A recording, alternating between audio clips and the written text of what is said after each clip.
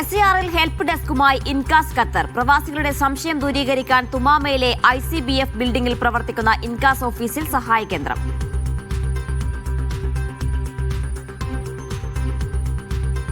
മസ്കത്തിലെ Ruwi Malayali association സംഘടിപ്പിച്ച RMA kitchen മാസ്റ്റേഴ്സിൽ doctor Nazia നവാസിന് കിരീടം. 100ഓളം മത്സരാർത്ഥികൾ പങ്കെടുത്തു. ഡോക്ടർ രാജശ്രീ നാരായണൻകുട്ടി ഉദ്ഘാടനം ചെയ്തു.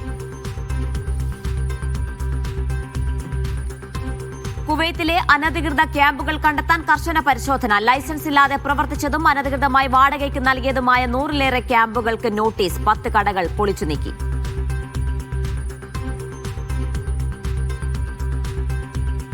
കുവൈത്തിൽ കോഴിമുട്ട ക്ഷാമം. വിപണി നിരീക്ഷണം ശക്തമാക്കി വാണിജ്യ മന്ത്രാലയം. മുട്ടയുടെ ലഭ്യതയും ന്യായമായ വിലയും നിലനിർത്തുക ലക്ഷ്യം.